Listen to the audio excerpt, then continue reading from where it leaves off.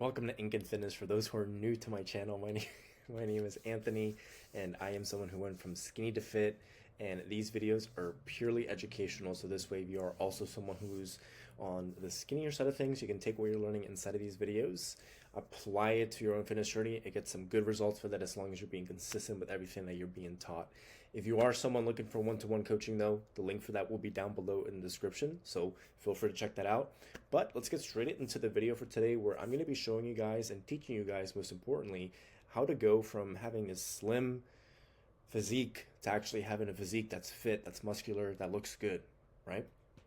So let's get right into things for today. So how does one go from being slim to actually being fit?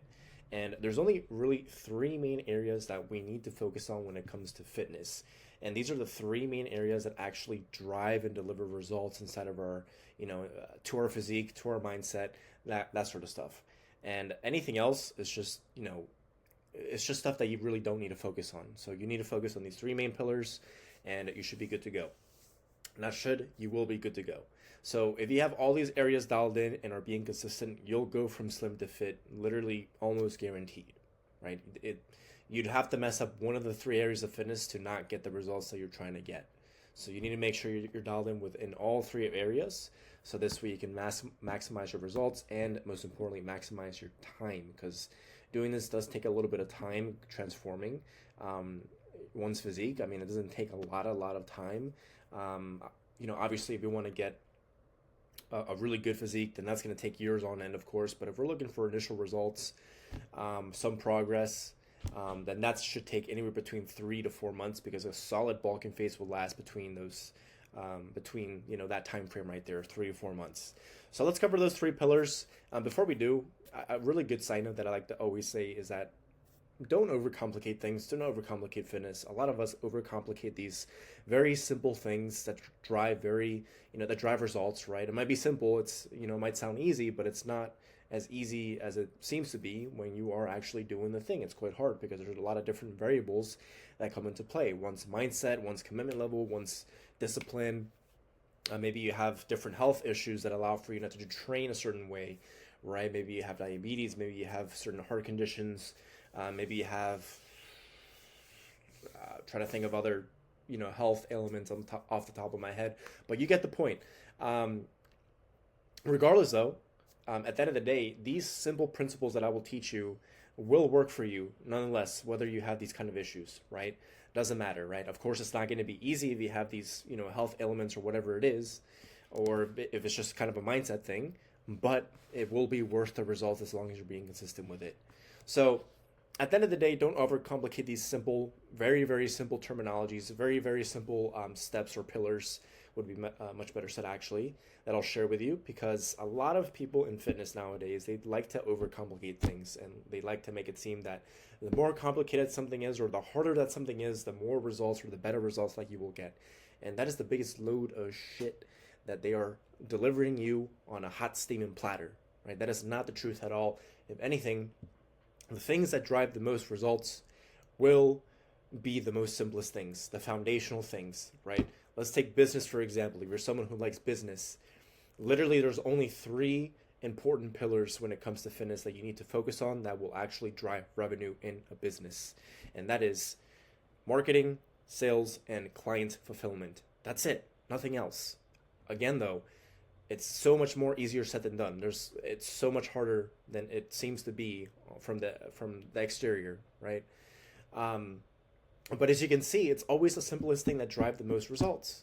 But people like to think that the harder something is, or the harder that we work, or the more complicated something is, it's going to drive us the most results if we overcome those complicated things, or if we fucking push through this brick wall that we can't seem to get past or run through.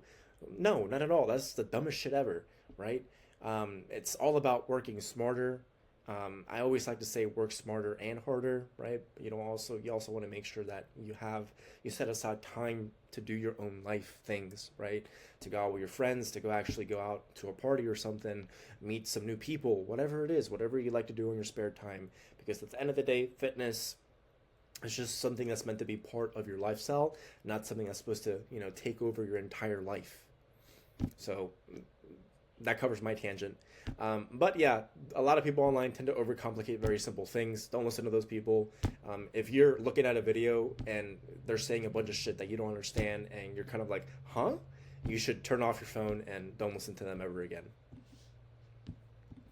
Training. So pillar number one, training portion of fitness. This is how you should be training with high intensity. You should be progressively overloading. You should be doing 2 sets by 6 to 8 reps, because within that rep range, you should be able to hit failure, which is training with high intensity. You need to focus on your technique, and you need to have rest times of 3 to 5 minutes. So let's cover each one step by step here.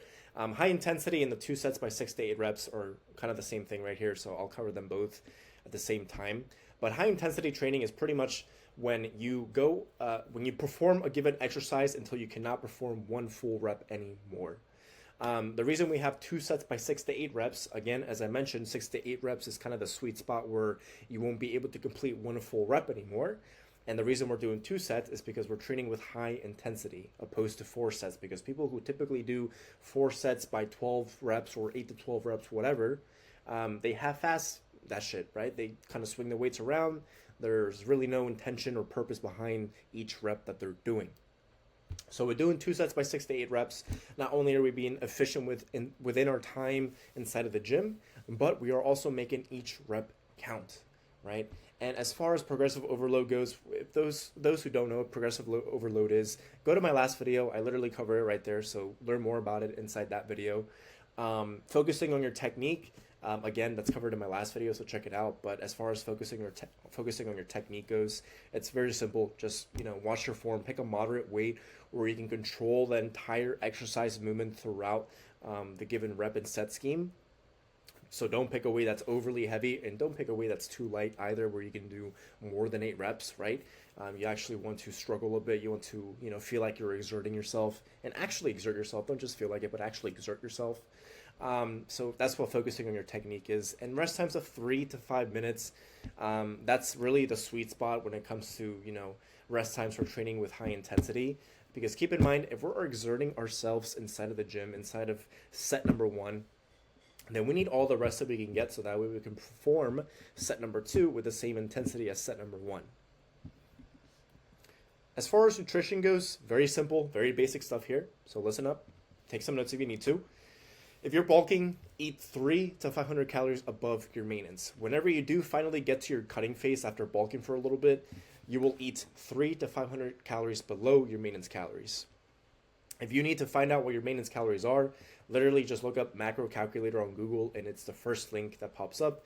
Click on it, insert your info, and you should get a rough estimation of what your maintenance calories are. And at that point, you can either add or subtract 300 to 500 calories from that specific number. Make sure to track your weight once per week to make sure that you're making progress. Once you plateau in weight, and it will happen multiple times throughout your bulking phase, since you're trying to go from slim to fit. Once you plateau in weight, either add or subtract an additional 300 to 500 calories. So since we're trying to gain muscle, get fit, we're going to add 300 to 500 more calories on top of what we're already eating presently. So you will repeat this process throughout your entire bulking and cutting phase. Make sure to eat 1 gram of protein per pound of body weight that you weigh. There's a lot of studies that say eating 0.7 grams per pound of body weight is just as good as eating 1 gram. And the bare minimum that you should be eating is 0.5 grams per pound of body weight. I say it's always better to eat over consume protein than under consume it. So that's why I always say just aim for 1 gram, just to make things a little bit easier on yourself.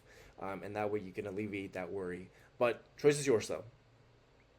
Now, you don't need supplements at all whatsoever. If you have the budget for it though, you can go ahead and get creatine and protein powder, because those are the only 2 supplements that I will ever trust and that I will ever use, just because protein powder, of course, is just used to meet your daily protein goals for the day.